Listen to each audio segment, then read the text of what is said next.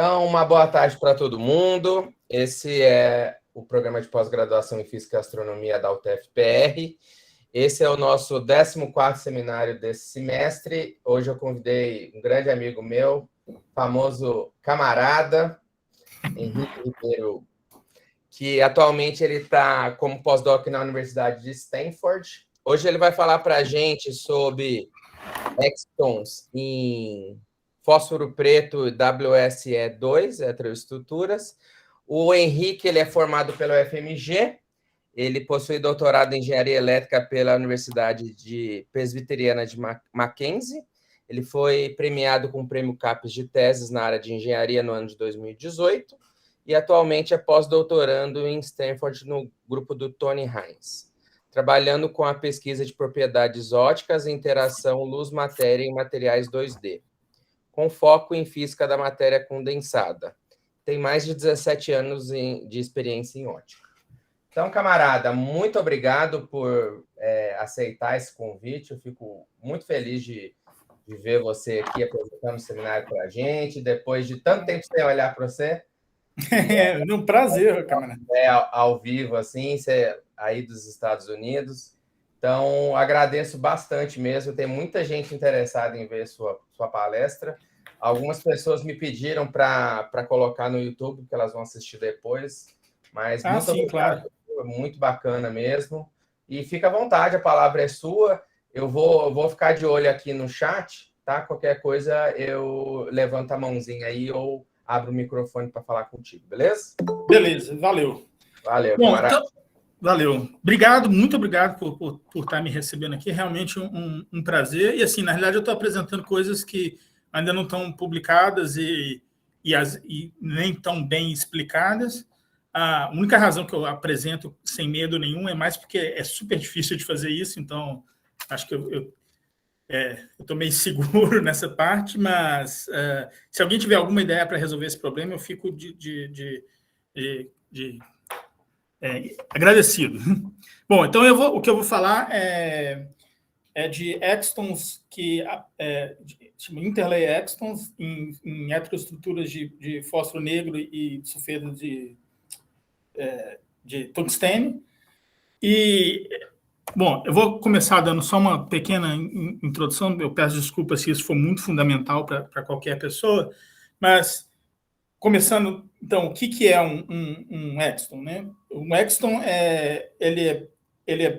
assim, você tem duas formas de você ver como é que excitações ópticas acontecem em semicondutores, e uma que todo mundo é muito mais familiarizado e que você consegue observar muito fácil em semicondutores 3D, é quando você imagina isso no One Electron Picture, né? Ou seja, você tem uma banda de valência, uma banda de condução, e quando você joga, quando um elétron que está na banda de valência interage com um fóton que você está incidindo, você tem um elétron sendo excitado da banda de valência para a banda de condução, deixando um buraco para trás.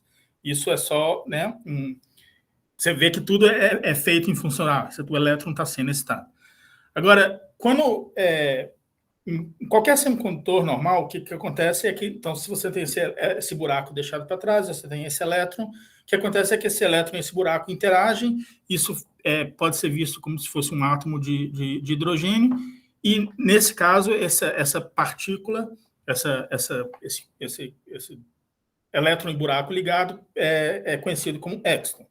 Só que não faz mais sentido você ver isso quando como uma banda de condução, uma banda de valência e uma banda de condução. Entretanto, você consegue imaginar isso como se essa partícula tem um estado fundamental e ela é excitada, então, para um estado estável.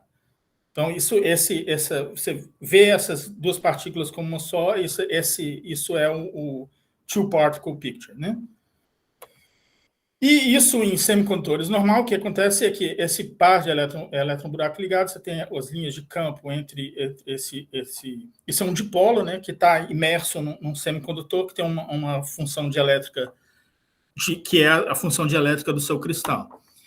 E, normalmente, em semicondutores 3D, tipo silício, arseneto de galho, o que acontece é que o screening, eu não sei como falar isso em português, o screening dessa partícula, ela está sendo screened pelo cristal inteiro ali. Então, a energia de ligação desse exton, ele é muito próximo da banda do exton, por exemplo.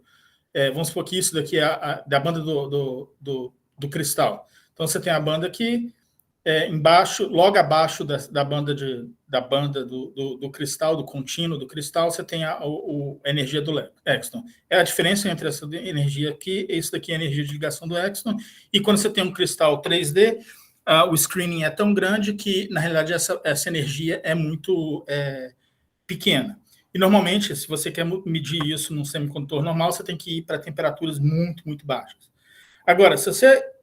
eu trabalho com materiais bidimensionais, né? Semicondutores bidimensionais, tipo Black Phosphor é os Transition Metal Dicalc Coordinates são outros. E, na hora que você está num cristal desse, você não tem todas essas outras camadas em volta. Então, esse exton está muito menos screened pelo cristal, porque a única coisa que você tem em volta do cristal é o vácuo, ou, no caso, o ar, ou o substrato que na realidade, a gente escolhe ele para ser dielétrico. Então, o screening não é tão grande. E na hora que você tem esse exton nessas condições, então as suas linhas de campo estão passando pelo vácuo, não está sendo mais isolada pelo cristal. O que acontece é que uma das coisas que acontece é que a sua banda do seu contínuo aumenta a energia e o seu exton também aumenta a energia. Então, quando a função dielétrica é menor, então você tem o band gap maior e também a energia de ligação do exton maior. Então, o que acontece é que você, na hora que você mede, tipo fotoluminescência ou absorção, o que você vê, então, a transição, essa transição desse exton, que é uma coisa parecida com as linhas de um átomo de hidrogênio. E é claro que se você for ver como que é a absorção de um átomo de hidrogênio, você tem a série de Rydberg, que no caso é tipo 1s, 2s, 3s, 4s, e você consegue, e é interessante que você consegue ver isso também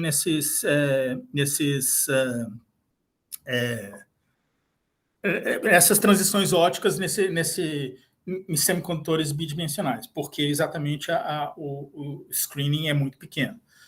É claro que isso desvia um pouco do átomo de hidrogênio, porque você ainda tem um certo screening, e isso, obviamente, não é um átomo de hidrogênio. Claro que tudo isso é calculado considerando que a massa do buraco não é a massa do próton, né?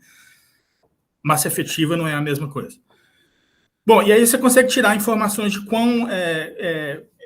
vendo o quanto que esse negócio desvia, o quanto que essas transições desviam da transição de um átomo de um modelo que é um átomo de hidrogênio, você consegue obter informação de como esse cristal está sendo screened.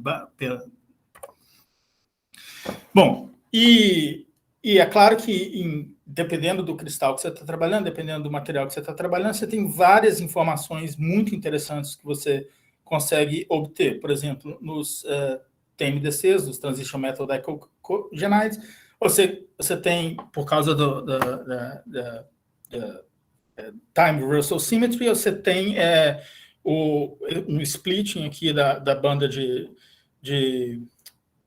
valência, e agora transições desse tipo, por exemplo, transições que, se você excitar o seu cristal com luz circularmente polarizada para a esquerda ou para a direita, você vai estar excitando vales diferentes. Por exemplo, no caso aqui, K ou K', que seria transições aqui ou aqui. Isso, se você colocar um quarter wave plate, mas um romboedro, você consegue jogar a luz circularmente polarizada para a esquerda e limpar toda a luz circularmente polarizada para a esquerda. Você não vai ver absolutamente nada. Isso é bem interessante, que você está acessando um vale bem específico, né? Então, com essas regras de seleção, que é bem fundamental do que você consegue observar em exton, você consegue ter muita informação interessante desses cristais.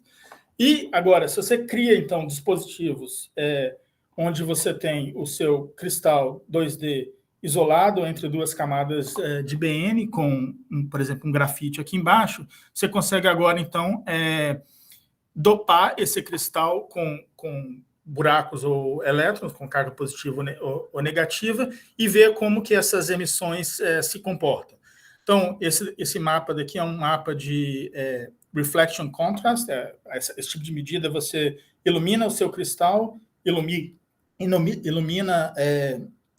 médio espectro no seu cristal, médio espectro no substrato onde o seu cristal está, e faz uma diferença de contraste e considera também que todas as suas camadas têm alguma espessura, você vai ter efeitos interferométricos ou não. De qualquer forma, você consegue, no limite onde esse cristal 2D, no limite onde esse cristal é muito fino, isso daqui é basicamente proporcional à absorção. Então, vamos pensar nisso então como uma absorção. Então, na hora que você está aplicando um potencial, então você está aplicando um potencial positivo numa estrutura desse tipo aqui, você está colocando elétrons, você está aplicando negativo, você está colocando buracos, e o que acontece aqui é que você vê uma absorção forte em torno de zero, não exatamente em zero, e de repente isso desaparece e você começa a ter uma absorção, um braço aqui de absorção numa energia menor, e também a mesma coisa acontece no lado oposto da dopagem. Isso é exatamente... o que está acontecendo é que você tem o seu exton normal, é isso que você está medindo aqui em torno de zero, mas à medida que você vai colocando carga, negativo ou positivo, você começa a formar esses tryons, que são extons com uma carga a mais, seja ela positiva ou negativa. E, obviamente, isso daqui tem uma energia menor do que a energia do exton. Então, isso daqui são tryons, e em outros cristais em que talvez as regras de seleção permitem mais que você brinque com esse tipo de coisa, você consegue até ver biextons e outras partículas carregadas desse tipo. Então, isso é mais um grau de liberdade que você consegue adicionar a esses cristais para explorar todos os efeitos que você tem. Agora, recentemente, o que as pessoas estão fazendo bastante, que está bem quente, é você transferir, então, dois semicondutores diferentes para conectar os dois juntos e ver o que acontece com a sua emissão e absorção. Então, na hora que você faz isso um semicondutor normal, qualquer semicondutor, na realidade, quando você faz um tipo de junção desse tipo, você pode ter 3 tipos de alinhamentos de banda entre esses dois cristais. No caso de um alinhamento do tipo 1, o que acontece é que você tem, nesse primeiro cristal aqui, você tem a banda de valência com uma energia menor, a banda de condução com uma energia maior do que o do seu segundo cristal. Então, na hora que você está fazendo um experimento do tipo fotoluminescência, o que acontece é que, na hora que você excita esse par elétron-buraco aqui, o seu elétron ele vai querer ir para o estado de menor energia, que nesse caso é o outro cristal. A mesma coisa para o buraco, que também, nesse caso, nesse tipo de alinhamento tipo 1, é no outro cristal. Então, toda a sua... na hora que você excita com laser, toda a sua absorção vai ser... a emissão vai ser toda acumulada no band gap do cristal com menor band gap. Isso pode ser visto, por exemplo, nesse tipo de estrutura aqui, que é uma MOTO2 com WSE2. Nesse caso aqui, por exemplo, você tem no azul aqui a emissão do WSE2, quando você mede só ele, fora da heteroestrutura, e nesse preto aqui você tem a emissão do MOTE2, e na hora que você excita na heteroestrutura, o que acontece é que a emissão do WSE2 está completamente quenched aqui, você não está vendo mais nada. A do MOTE2 está quenched, não tanto, porque a energia... desculpa, não está nada quente. Ele está realmente enhanced, né? Você está vendo que a emissão aqui é muito maior do que quando se compara com o cristal sozinho. Isso é porque todas essas cargas estão indo ali para... Todos os seus extons estão indo para emitir naquele band gap do MOTO2. Agora, numa heteroestrutura do tipo 2, o que acontece é que enquanto a banda de valência de um cristal está em uma mais baixa energia do que a banda de valência do segundo cristal, a banda de condução também está em baixa energia. Então, você tem esse mismatch aí de alinhamento. E o que acontece, então, agora? O seu elétron vai para menor energia, o seu buraco também para menor energia, só que a menor energia da banda de condução, ela é no cristal do tipo 1, enquanto a banda de maior energia da banda de valência é no outro cristal. Então, o que acontece é que o seu exton ele vai ter um elétron em um cristal e o buraco no outro cristal. E como você está empilhando essas coisas, isso significa que o seu exton, então, vai ter um dipolo fora do plano.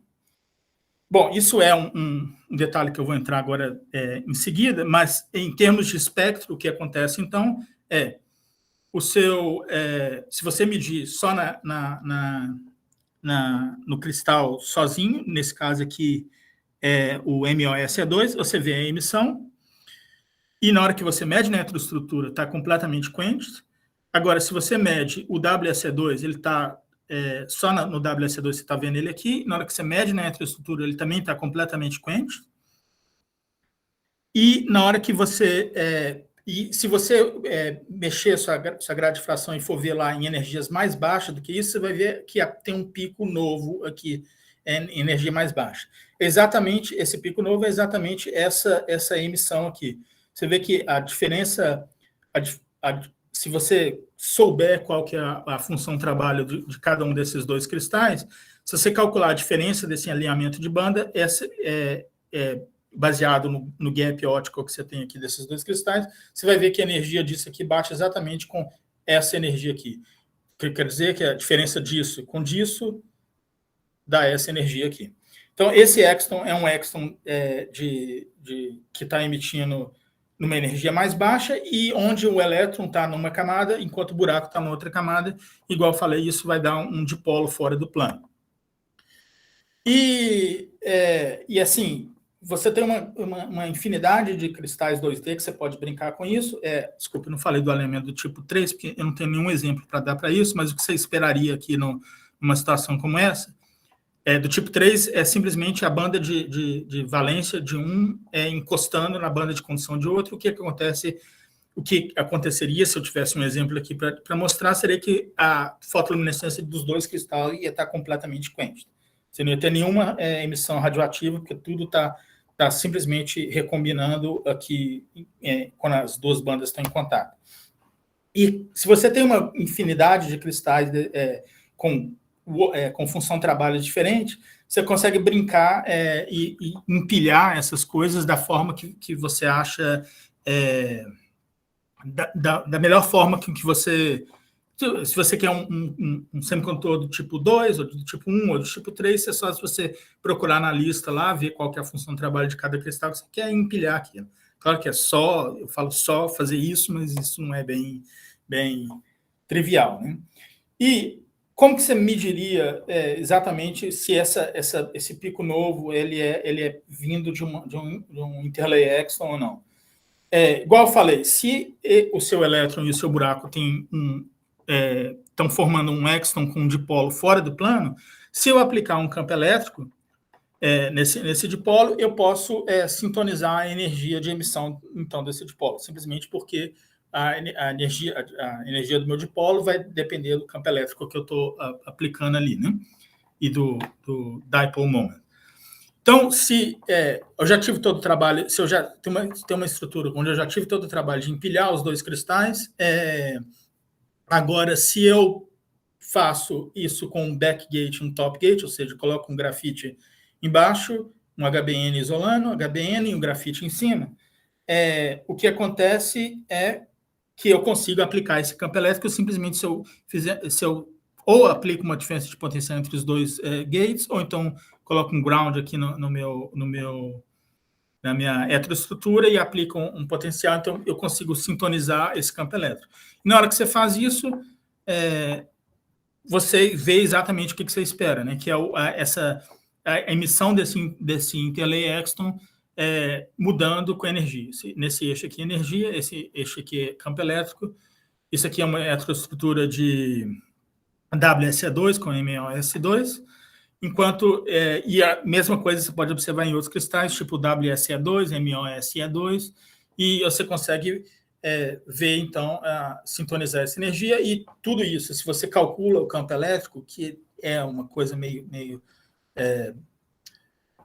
às vezes é meio chato de fazer, mas você tem que saber a espessura do BN, tem que ser uma coisa bem precisa, a espessura do seu material e a função dielétrica da sua heteroestrutura, do HBN e tal. Você consegue calcular o campo elétrico e com isso, calcular qual que é o dipole moment desse interlayer extern. Uma forma de enxergar isso se você vê o alinhamento de bandas, na hora que você tem um campo elétrico igual a zero, você tem um alinhamento desse tipo aqui, que está sendo mostrado aqui. Na hora que você começa a aplicar o campo elétrico, você muda esse alinhamento para essa forma aqui, e é simplesmente esse o shift que você está vendo. E, agora, colocando mais um parâmetro para você brincar aí, em TMDCs, o que o pessoal está fazendo muito seus TMDCs todos têm a mesma simetria, e na hora que você empilha eles, por causa do fato de que o parâmetro de rede dos dois TMDCs diferentes são diferentes, você vai criar essas estruturas de Moiré, que é algo também super quente aí. E na hora que você cria isso, você consegue criar isso, inclusive, em on-mobile-layer, que são heteroestruturas, são estruturas formadas do mesmo cristal ligeiramente rodadas. E quando você cria esses padrões de Moiré, o que acontece é que o seu cristal está sendo modulado por esse padrão periódico, e esse padrão periódico vai ter uma modulação do potencial, e agora seus extons vão estar sujeitos a esse potencial, esse landscape aí que você criou devido ao padrão de Moiré. Então, com isso, numa estrutura desse tipo aqui, por exemplo, acho que isso daqui é um on-mobile-layer de WSE2, dependendo de como que é o alinhamento local dentro da supercélula do seu padrão de Moiré, você vai estar acessando propriedades diferentes do seu cristal, tipo a emissão da luz circularmente polarizada para a esquerda ou para a direita. Isso vai acontecer dependendo de como que seu cristal está arranjado ali localmente. E, assim, tudo isso eu estou falando, isso é bem estudado em Transition Metal Dipole Coordinates, e, igual eu falei, todos eles têm a mesma simetria. Agora, o que acontece se a gente coloca, por exemplo, um cristal de Black Phosphorus, que tem uma simetria completamente diferente dos TMDCs, né? Enquanto os TMDCs são hexagonais, né? O Black Phosphorus, ele é ortorrômbico. Então, a célula unitária dele, pelo menos no plano, ele é um retângulo, e isso dá ao Black Phosphorus propriedades completamente anisotrópicas. Por exemplo, a condição em uma direção, se você olhasse numa direção, é diferente da condição elétrica em outra direção. O transporte térmico também é diferente, se você olhar ao longo de um eixo ou de outro eixo, e a absorção e a emissão também são diferentes. E uma coisa interessante que o Black Phosphorus tem é que, enquanto os TMDCs eles têm uma transição de um band gap direto para indireto, quando você vai de uma camada para duas camadas ou bulk, o BP ele sempre tem o band gap direto.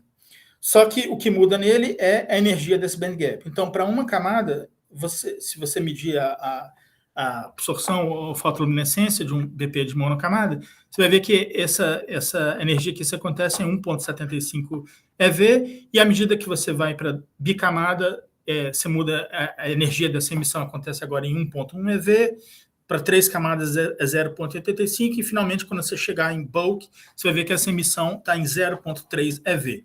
Isso é legal porque, assim, enquanto os TMDCs têm emissões que estão ali na região do visível, o BP ele consegue ir de uma emissão de 0,3 EV para 1,7 EV.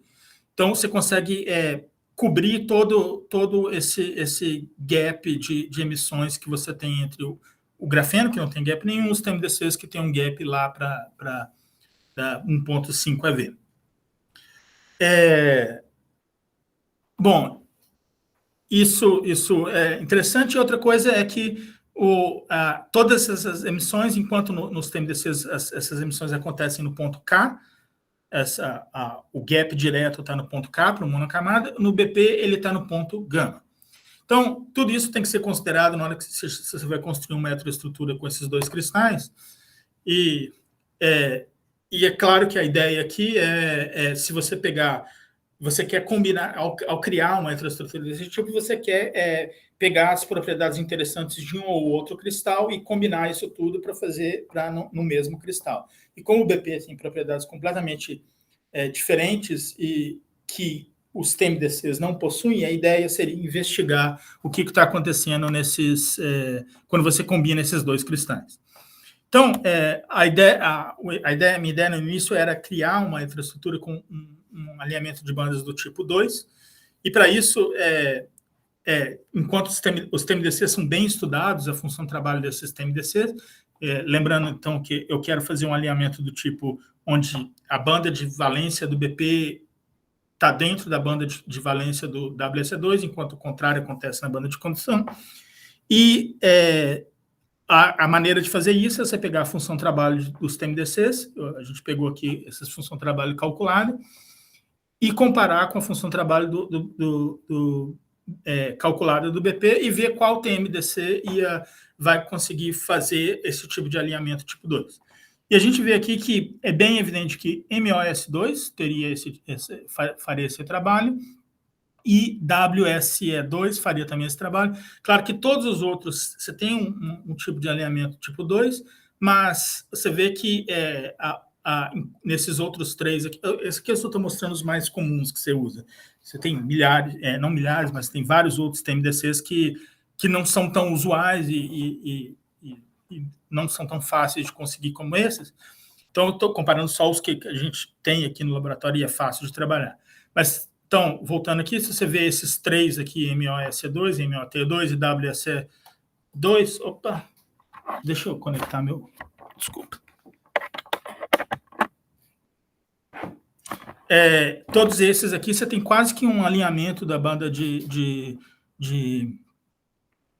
condução. Isso não é legal, porque na hora que você vai tentar sintonizar aquele interlay Exton, o que vai acontecer é que você pode ter um Fermi pinning, e aí você não consegue mudar muita coisa ali. Então, entre todos esses aqui que a gente considerou, os mais interessantes seriam MOS2 e WSE2.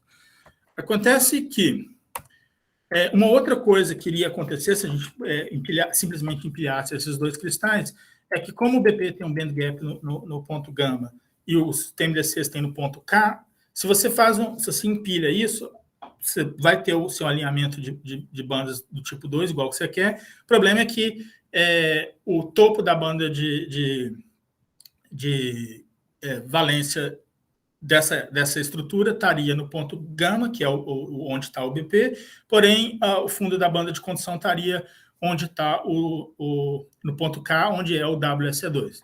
Então, isso seria, então, o equivalente a ver um interlay Exton com uma emissão indireta, que deve ser muito mais fraco do que uma emissão direta, obviamente, né, porque você não está alinhado em momento.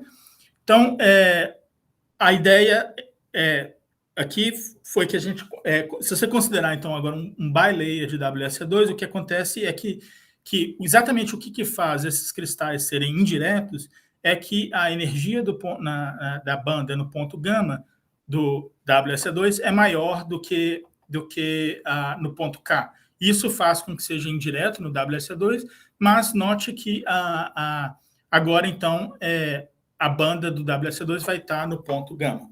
Ou seja, se eu empilhar um WSE2 bicamada com monocamada de black fósforo, se esses cálculos de função de trabalho estão corretos, eu esperaria ter, então, uma emissão Intel Exton direto. E, bom, com isso, então, temos um plano, vamos pegar, então, bicamada de WSA2, monocamada de BP, e vamos construir essa estrutura. E aí a gente encontrou um outro problema que, bom, Black Phosphorus é super air sensitive, é super sensível ao ar. Se você deixar uma monocamada exposta por meia hora, você já não consegue ver mais nada, né?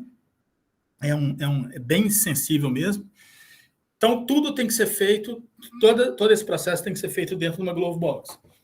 E a gente começou a tentar esfoliar simplesmente em substrato tipo de silício ou quartzo e tentar procurar no microscópio. No caso, a gente tentou primeiramente substrato de silício, porque a camada interferométrica de óxido de silício ajuda você a ter contraste e enxergar esses cristais, são super fininhos e o contraste naturalmente é super baixo. Só que a gente não achava absolutamente nada. Então, a gente veio com a ideia de que se esses cristais de Black Phosphorus eles têm um band gap sintonizável com o número de camadas, isso significa que se eu, então, iluminar um cristal inteiro com uma luz de alta energia, tipo azul, e filtrar toda essa luz azul, ou toda e colocar um filtro passa-banda na região onde você espera ter uma monocamada, o que vai acontecer é que se você fizer uma imagem disso, você vai ter, então, você vai ver luz só vindo, então, da monocamada. Isso é basicamente como que funciona um microscópio de fluorescência. Então, a gente construiu isso dentro de uma glove box. E a maneira com que a gente fez isso obviamente, a gente queria também ter uma correlação com uma imagem de fluorescência com a imagem da luz branca. Então, a gente construiu um microscópio onde você tem um braço que tem uma iluminação branca, ou uma iluminação normal, ou seja, funciona como um microscópio normal. Num outro braço que você consegue mudar usando um slider que está aqui no meio, você tem um braço que ilumina com luz azul, filtra essa luz azul e detecta toda a imagem de fluorescência, ou então, mais ainda, se você quiser, você consegue medir fotoluminescência e Raman só simplesmente deixando um laser que está vindo por cima que passar e incide na amostra. Então, você tem aqui nesse braço da luz branca, você ilumina com LED branco, aqui tem um beam splitter, reflete a luz, esse slider vai estar numa posição onde você tem um beam splitter aqui, joga a luz branca para baixo, ilumina toda a sua amostra, sobe, volta, agora o beam splitter vai deixar passar a luz que vai para essa câmera aqui e você consegue ver uma imagem normal. Agora, se eu mudo esse slider para uma outra posição onde tem um espelho virado para cá, o que acontece você tem uma luz azul aqui, um espelho dicróico que reflete toda a luz azul e vem para cá, bate no espelho, ilumina toda a amostra, aí você tem toda a reflexão da luz azul, mais fluorescência do que estiver acontecendo, volta aqui pelo espelho, agora esse filtro dicróico vai deixar passar, esse espelho dicróico vai deixar, então, passar toda a energia que é mais baixa do que a azul, ou seja, vai cortar minha excitação, vai para cá, aqui a gente ainda tem um conjunto de filtros, passa-bandas, que você consegue colocar exatamente para a emissão que você quer ver. No caso do BP, a gente tem um filtro passa-banda em 750 nanômetros, que é mais ou menos onde está a emissão do BP, e aí chega aqui é só a fluorescência do cristal. Então, e aí na hora que a gente fez isso, e tudo isso está num estágio XYZ motorizado, e a gente construiu até um programinha que consegue escanear tudo, detectar se tem fluorescência em um ou outro lugar e guardar aquela posição. E na hora que a gente escaneou e brincou um tempo com isso, o que a gente viu é que num lugar onde tinha um flake claramente bulk, e não tinha mais nada em volta, a gente não conseguia ver se tinha monolayer ou não em volta disso. Na hora que a gente colocou na imagem de fluorescência, na realidade tinha um monolayer aqui, bem em cima aqui, que era completamente invisível se você visse em contraste óptico normal. Ou seja, a gente devia estar esfoliando em vários substratos, só que o contraste é tão baixo que a gente simplesmente não estava conseguindo detectar usando o nosso olho mesmo. Então, Com isso, a gente criou basicamente uma fábrica de fabricar monocamada de BP. Agora que a gente achou esses cristais de BP, esfoliar a WSA2 é simples. Isso a gente consegue fazer dentro da Glovebox ou fora da Glovebox. A gente faz dentro só para evitar que você tenha contaminante de água e outras coisas que pode entrar junto com o cristal na hora que você está pondo. De qualquer forma, a gente esfolia tudo isso dentro da Glovebox. Se for o caso, uma coisa interessante que você tem desses dois cristais é que o parâmetro de rede entre o WSA2 e o Black Phosphorus, do Black Phosphorus na direção Armchair, ele é muito próximo do parâmetro de rede do WSA2, que é isotrópico, tem esse valor, enquanto do BP é esse valor. Então, se você quiser também brincar com essas propriedades de Moiré e tal, você consegue, se você alinhar os dois, a direção armchair do BP e a direção armchair do WSA2, você vai formar um padrão de Moiré que deve ser uma coisa mais ou menos linhas em vez de hexágonos, igual você faria normalmente num TMDC. E para isso, é claro que se você quiser detectar, ver a direção em que o Black Phosphorus está, ou a direção que o WSA2 está, no Black Phosphorus ele tem a absorção ou a emissão bem forte ao longo do eixo Armchair, que não é e quase nenhuma emissão no eixo zigue-zague. Agora, o WSA2, ele tem uma emissão, você consegue ver qual que é a direção dele simplesmente olhando para o segundo harmônico. E claro que uma bicamada, que era o que a gente queria fazer, ele não tem segundo harmônico, porque ele é centrosimétrico. Agora, se você olhar uma monocamada que está logo do lado da bicamada, você conseguiria determinar essa direção Armchair. Bom, isso é uma coisa que a gente sempre tenta fazer. É claro que quando você empilha um cristal, e quando você calibra a direção de um cristal usando um setup, e você vai e calibra a direção do outro cristal no outro setup, é bem difícil você ter certeza de que o armchair está ao longo do armchair de um cristal e do outro, mas a gente tenta, simplesmente porque isso só introduz um passo a mais de medida que é o segundo harmônico. Bom, construindo estruturas desse tipo, então, de novo, a gente quer ver como que se você tiver um Interlay Exton, se você tiver isso, se você tiver um Interlay Exton, se você aplicar um campo elétrico, a gente quer ver se essa emissão nova vai ser sintonizável ou não. Isso é uma evidência muito forte de que você tem um dipolo fora do plano. Então, a gente construiu estruturas igual eu mencionei anteriormente, que é tipo grafite, HBN, heteroestrutura, HBN, grafite. Eu tô online ainda, né? Tá sim. Beleza. Bom, e aí construímos estrutura desse tipo, e a gente consegue, se você tem um contato na sua heteroestrutura, um contato no top gate, um contato no back gate, você consegue brincar com dopagem e campo elétrico, né, nessa heteroestrutura.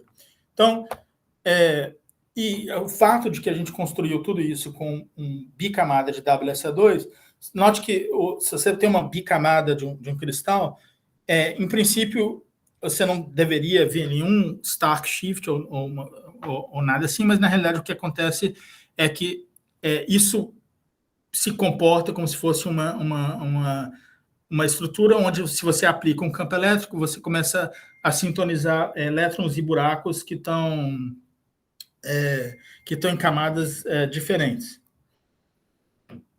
Então, se você medir simplesmente a fotoluminescência de WSA2 bicamada em função do campo elétrico, você vai ver esse Stark Shift, mas é uma coisa, não vai ser igual o que você espera de uma heteroestrutura, porque o seu elétron e seu buraco agora podem estar tanto na camada de cima quanto na camada de baixo. Então, o que você vê aqui é um shift. Se você está vindo de zero para campo elétrico negativo, positivo nesse caso aqui, você vai ter um redshift, e aqui também um redshift, você vai de zero para campo elétrico negativo. Note que se você fosse ver um Interlay Exton normal, o que ia acontecer é que você ia simplesmente ter uma emissão, uma diagonal aqui. não ia ter essa simetria aqui. Bom, isso é interessante porque a gente sabe, nem sempre, quando você faz esses contatos, você sabe se esses contatos estão funcionando ou não. Então, com isso, a gente consegue saber exatamente que a gente está conseguindo aplicar campo elétrico nessa estrutura. Isso aqui é só um detalhe. Esse é um paper de Shen, do Kim Famak, onde eles reportam pela primeira vez esse tipo de comportamento em bicamada de WSA2, depois foi mostrado em outros cristais, tipo M1S2 e tal. E como eles tinham também a opção de sintonizar a dopagem, eles viram que, na realidade, você vê se tem uma ausência entre esses dois braços, onde está acontecendo o Stark Shift aqui. Isso acontece porque, naturalmente, seu cristal ele tem uma certa dopagem, e se ele já tem uma certa dopagem lá e você começa a aplicar um campo elétrico, você gasta um pouco um certo potencial para fazer com que essas cargas migrem de uma camada para outra, que é mais ou menos o que eu estou tentando exemplificar aqui. Assim que você conseguiu fazer isso, aí sim você vai ter um dipolo fora do plano que você consegue sintonizar com o campo elétrico. Então, se isso é verdade, na hora que você vai se você consegue colocar a dopagem em zero, na realidade, então, essas duas linhas estão encostando aqui. Seria isso encostando aqui. Bom, essas medidas aqui são da nossa amostra, da amostra que a gente preparou, e a gente conseguiu mostrar que, na realidade, isso é só olhando ainda só para o WSA2, eu sei que eu estou criando um certo suspense aqui, mas já vou chegar no que a gente viu na heteroestrutura. Bom, a gente conseguiu calcular o dipolo, que é uma coisa mais ou menos esperada de ser por volta de 0,6 eletronanômetro, que isso tudo depende da distância entre a camada dos dois WS2 e da função dielétrica, e isso está bem consistente e bem de acordo com o que foi feito anteriormente. Agora, na hora que vamos então para o que interessa, vamos medir essa heteroestrutura. Se eu medir, então, a emissão do black fósforo só no bare BP, só onde não tem heteroestrutura nenhuma, que eu estou colocando só para comparar como que é a emissão em room temperature e 1.7 Kelvin. Você tem um shift e essa linha fica mais fina. Na hora que você olha só o WSA2, ele é uma transição indireta, ela é normalmente bem mais fraca, mas você também tem um afinamento da linha. A intensidade aqui eu só normalizei, então não me preocupo muito com a intensidade, não. E agora, na hora que você olha a heteroestrutura, essa linha, acho que é verde, devia ter escolhido uma cor melhor. É o WSA2, aqui é o black fósforo. Na hora que você olha na heteroestrutura, além de ver esses picos do WSA2, você vê um monte de outros picos novos aqui numa energia mais baixa. Não era bem o que a gente estava esperando, não, mas são picos novos numa energia mais baixa. Bom, com isso, isso pode ser uma evidência de que você tem um Intel-Exton. Agora, já que a gente tem heteroestrutura com o campo elétrico, vamos aplicar campo elétrico e ver o que acontece com essa emissão. Então, de novo, aqui a gente tem o WSA2, e na hora que a gente olha na heteroestrutura, esse mapa daqui é campo elétrico em função de emissão, quando a gente usa um laser de excitação de 532, e esse daqui é 640 nanômetros. A gente continua vendo as emissões do WSA2 aqui, fazendo com esse Stark Shift, tanto nesse lado quanto nesse outro lado. Agora, nessa região aqui, o que a gente vê todos aqueles outros picos novos que apareciam quando a gente tinha zero campo elétrico, na realidade, todos eles também têm um shift aqui. Não era bem o que a gente esperava. Assim, o WSA2 ele é um cristal que, igual eu mostrei lá atrás, na hora que você olha essa Tryon e Biexton e essas coisas, tudo isso aparece, defeitos também aparecem. Então, você tem um monte de pico que está confundindo no meio dessa história toda, não.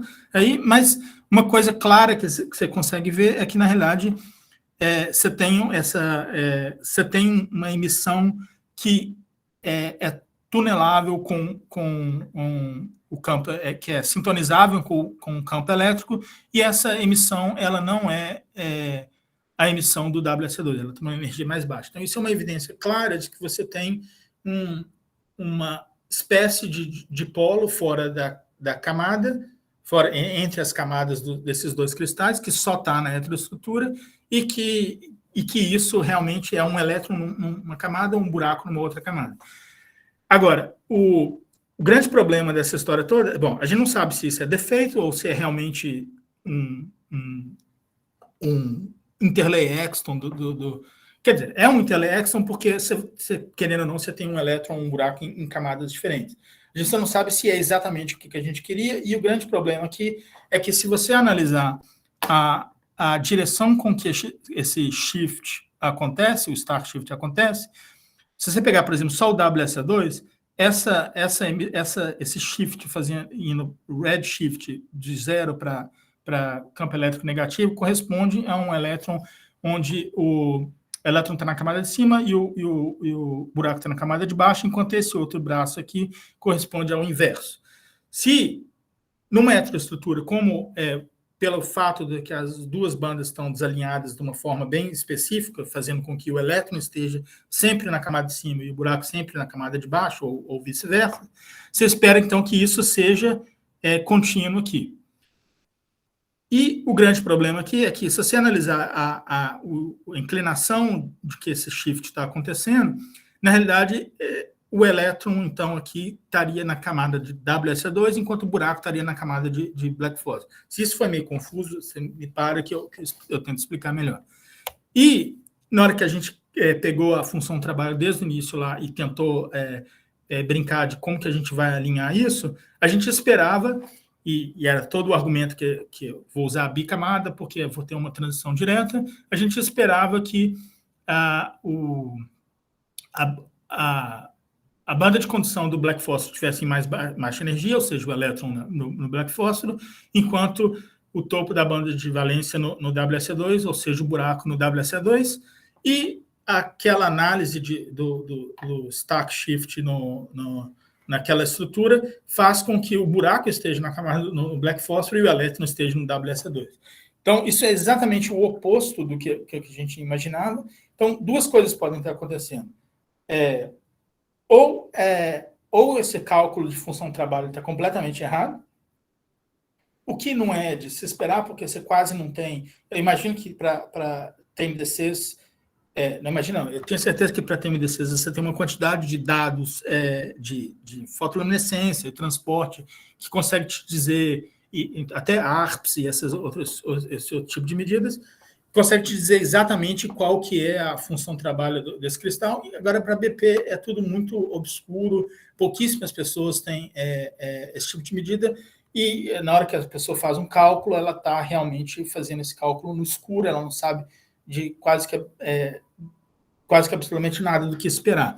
Então, não é surpreendente que esse alinhamento de bandas esteja invertido do que a gente imaginou, mas mais porque talvez esse cálculo da função trabalho para o black fósforo não seja exatamente o que a gente estava esperando.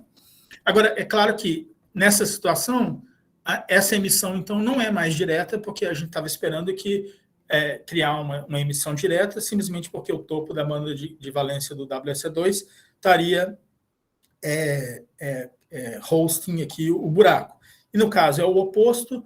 Então, se o elétron está no WSA2 e o buraco está no BP, o BP está no ponto gama, enquanto o WSA2 está no ponto K, esses fundos de banda. Então, isso daqui é uma emissão indireta. Então, todo o nosso esforço de vamos usar a bicamada de WSA2 para ver uma emissão direta foi para o espaço, e a gente tem, na realidade, uma emissão indireta.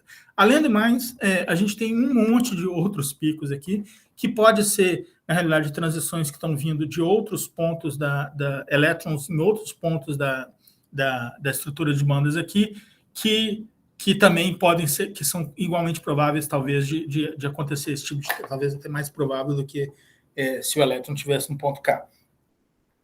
O que, então, motiva... bom, é claro que é um dipolo fora do plano e isso talvez já é alguma coisa, a gente não sabe exatamente de onde que é. Para excluir completamente o fato de que isso possa vir de shallow defects, ou coisas assim, ou defeitos bem específicos de quando você cria essa estrutura, a gente também calculou o dipolo elétrico para comparar com o dipolo elétrico do WSA2. E os dipolos elétricos, pelo menos desses 4 picos aqui, são completamente diferentes do WSA2, e aqui isso é talvez uma boa notícia de que, na realidade, a gente está vendo uma transição que é um interlay action mesmo, e não alguma coisa de defeito. Uma outra evidência é de que se você medir uma dependência angular simplesmente da polarização linear no black fósforo, você espera ver uma dependência angular desse tipo aqui, onde você tem um máximo ao longo do armchair e um mínimo ao longo do zigue-zague. E na hora que você cria uma heteroestrutura desse tipo, você espera de que esses interlay actons eles vão ter também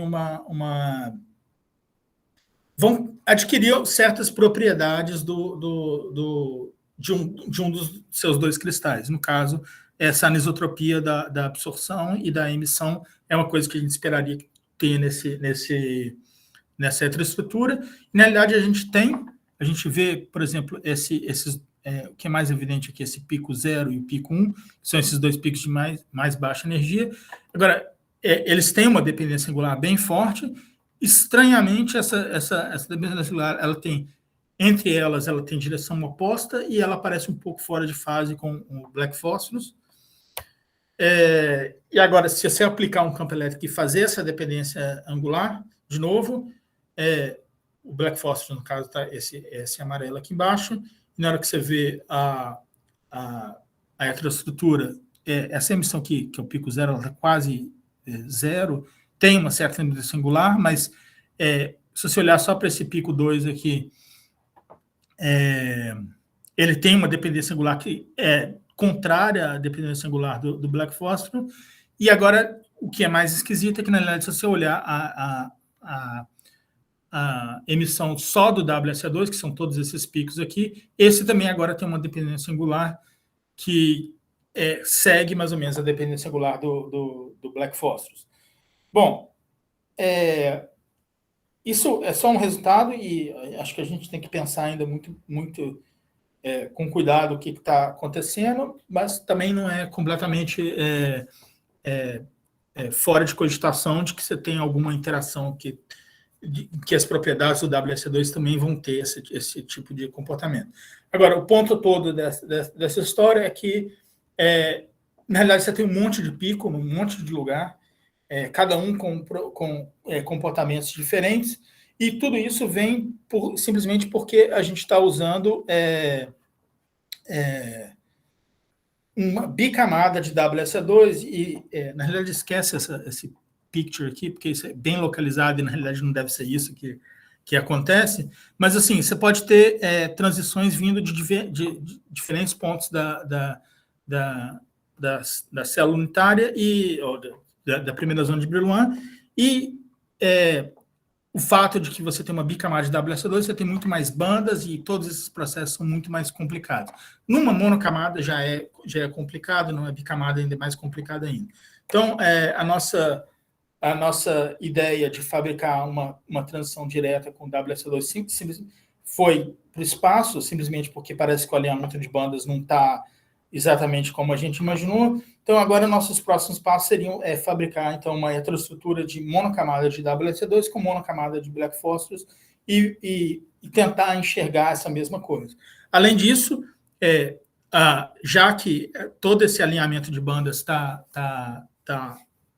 não exatamente como a gente esperava, se a gente construir, então, agora outras heteroestruturas com black phosphorus e outros tipos de TMDC, a gente também pode ver se a gente consegue ver alguma outra coisa mais interessante. Talvez, se você considerar que entre os TMDCs a gente sabe que esse alinhamento de bandas está bem feito, bem calculado e bem caracterizado, se a gente tem esse alinhamento de banda entre o BP e o WSE2, e a gente tem entre o WSE2 e todos os outros TMDCs, a gente consegue pensar melhor qual que é o melhor TMDC que vai ter o resultado que a gente espera aqui. Então, a ideia agora é fabricar outras heteroestruturas com BP e outros tipos de TMDC. E é isso. Valeu. Muito bom, cara. Temos fotos da UFMG antiga aqui, mas infelizmente acho que a gente não tinha tantos celulares tão acessíveis naquela época, assim, né? Eu lembro que eu tinha um Nokia azul, assim, analógico. Você lembra disso, Chewbacca? Mas esse quando você fazia mestrado, né?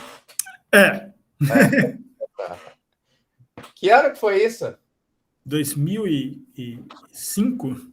Ah, pois é, bastante tempo já. Muito bem. Muito obrigado. Muito interessante essa parte aí das imagens que você mostra os dipolos. Essa formação dos dipolos aí, achei sinistro. E eu tenho uma pergunta. Volta uns slides para mim, que eu fiquei curioso com uma coisa. Qual? Lá no início, que você ajustou o átomo de hidrogênio 2D lá, com o número atômico e tal, acho que era nos primeiros slides. Isso? Pô, bate perfeito, né, velho? Assim, nesse gráfico aqui, ó, você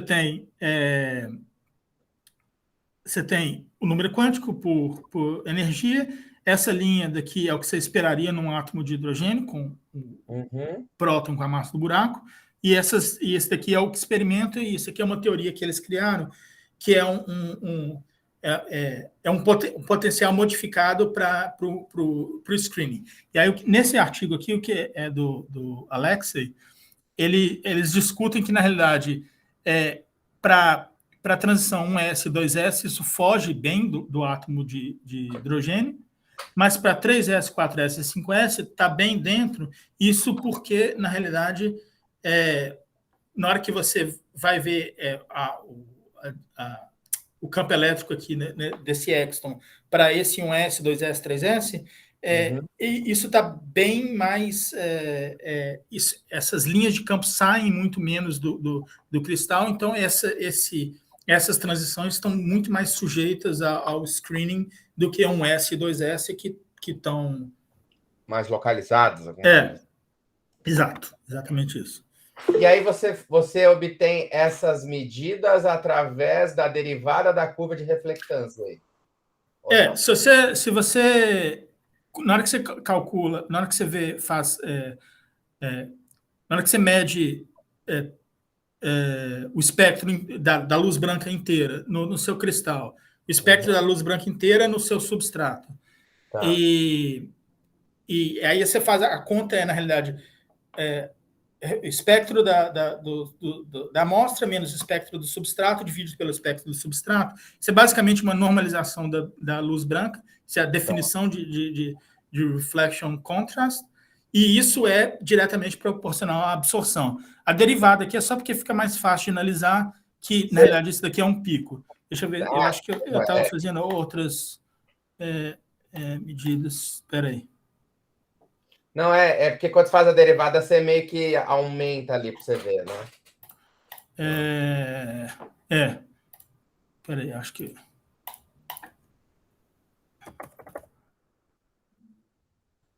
Exato, fica mais evidente. Só mostrar algumas coisas. Por exemplo... Isso daqui como seria o espectro normal. Tá. Aquilo é a derivada disso. Então, isso daqui estaria no zero. Beleza. É mais ou menos assim que eu fiz também quando eu analisei o confinamento de elétron no nanofio. Mas eu fiz com medida elétrica, né? Ah, sim. É. Massa.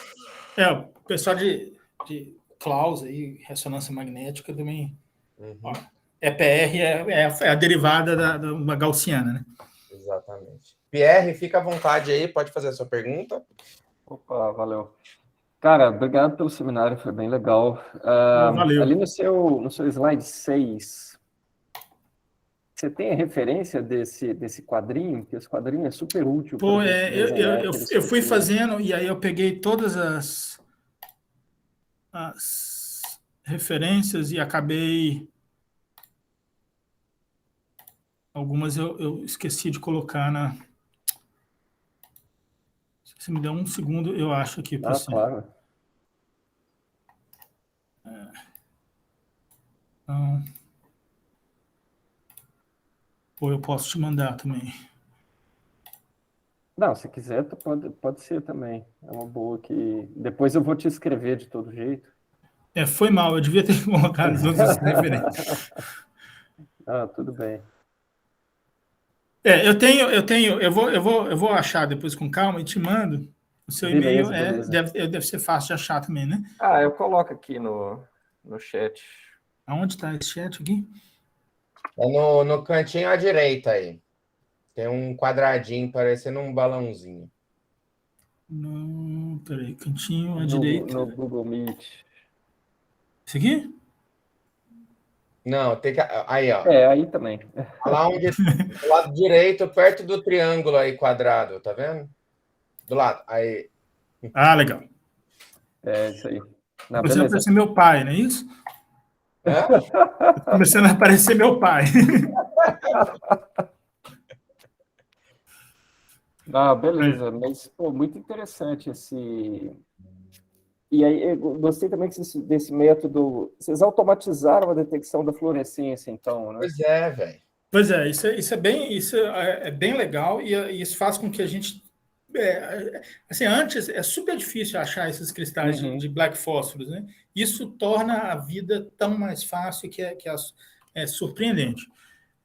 E assim, bom, a gente já tinha o estágio motorizado e tal, então isso ajuda.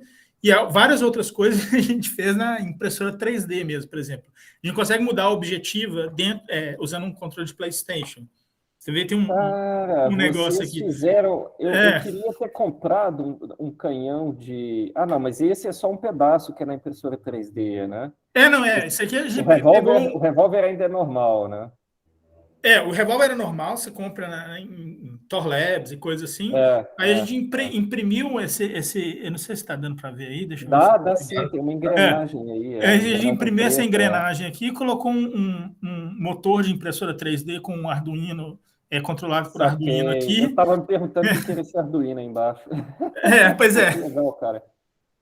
Nossa, que solução bacana. E isso daqui também. Isso daqui é um Arduino atrás e várias gambiarras quando dá para. Inclusive, o pessoal aqui já sabe o que é gambiarra. Aí, no final das contas, né? É motor de passo, né? É um motor de impressora 3D mesmo. Que é um motor de passo, bem legal essa ideia. E o software foi vocês que fisaram de detecção? E o software a gente fez, ele é um GUI bem legal, assim. A ideia nele você tem um slide lá embaixo, aí você vai com o controle de PlayStation, mexe até em 3 cantos do seu PDMS. Por exemplo, se ele tem 3 centímetros, tranquilo. Marca 3 pontos assim, e aí ele meio que nivela, ele vai.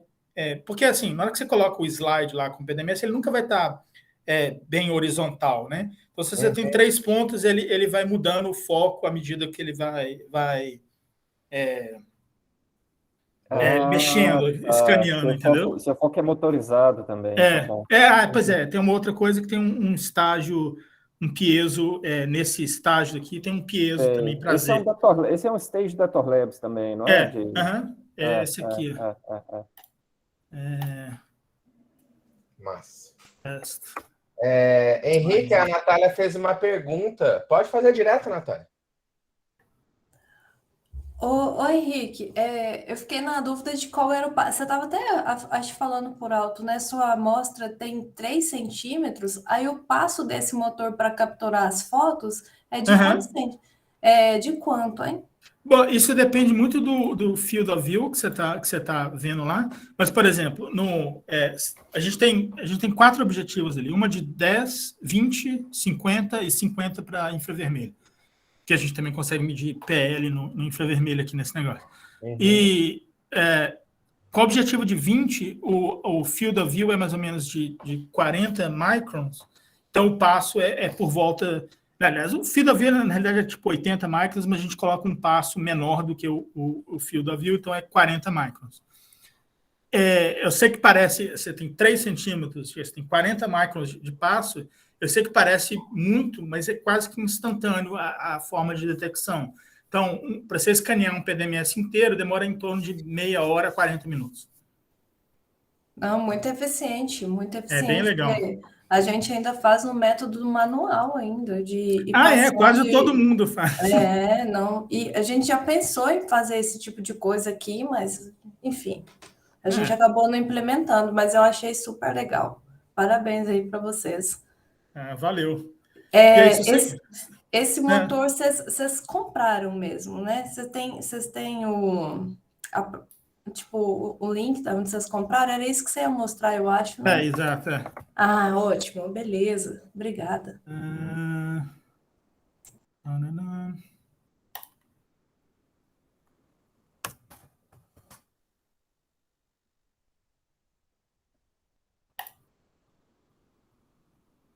É isso aqui.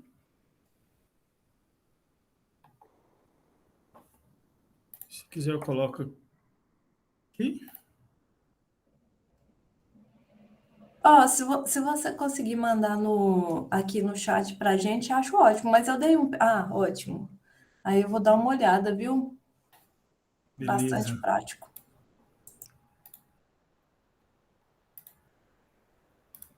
Bom, nesse caso aqui, ele é um XY, e aí tem um Z também. Ele é bem carinho, na realidade. Tem um Z que você coloca em cima desse negócio aqui. É isso aqui. Ah, tá. Esse Z, justamente se a sua amostra estiver um pouquinho inclinada, né? Você muda isso, né? O range dele não é muito, é 500 microns. E a única razão de ter ele é exatamente para ele mudar o foco, porque a gente também tem um estágio motorizado para esse negócio aqui, ó, tá vendo? Que é para o canhão de objetivos. Deixa eu ver se eu consigo um link para isso aqui.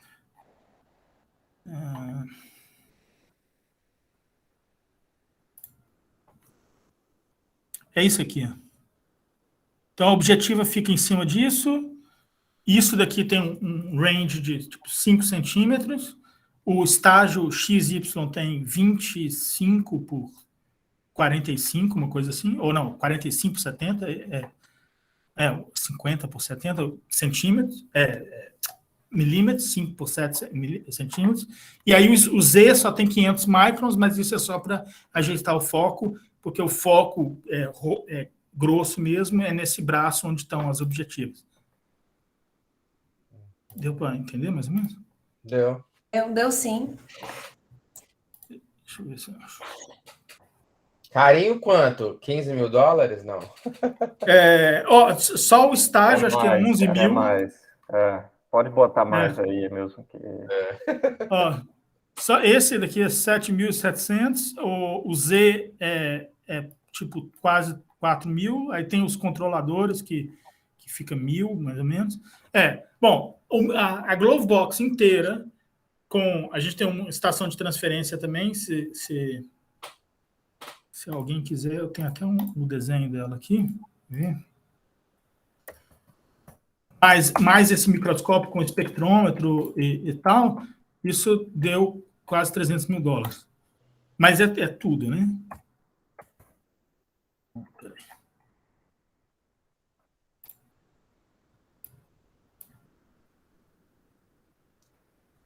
Caramba.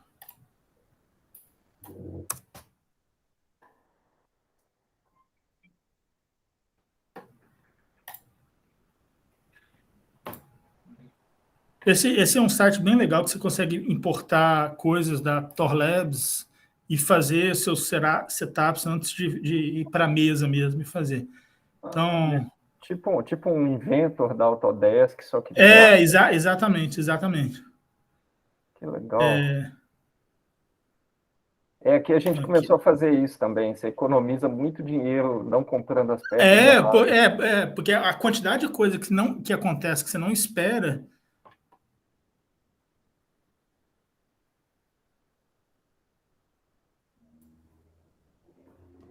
Bom, acho que vai demorar um pouquinho para carregar aqui.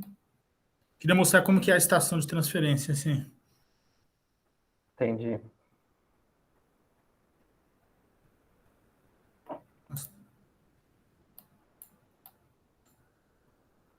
Bom, isso aqui era a estação de transferência que tem lá dentro também. São 3XYZ, onde você coloca o slide aqui. E o microscópio é manual mesmo, é um XYZ manual com luz branca, passa no beam splitter, ilumina a slide ou a amostra que está aqui nesse estágio aqui, volta e vai... Isso aqui é só em um microscópio normal.